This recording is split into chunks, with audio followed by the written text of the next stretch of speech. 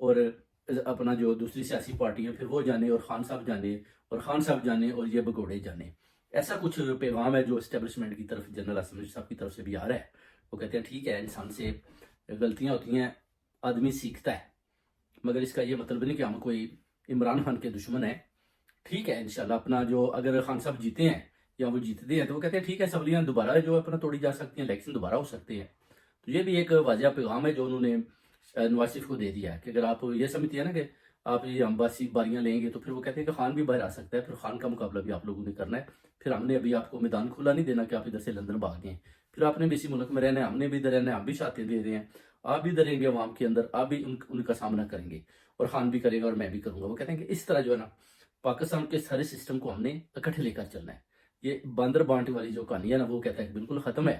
تبھی خان صاحب بھی بری ہوتے جا رہے ہیں سارے کیسوں میں, تو وہ بھی پتہ چل چکا ہے کہ یہ بھی ایک جھوٹا بیانیہ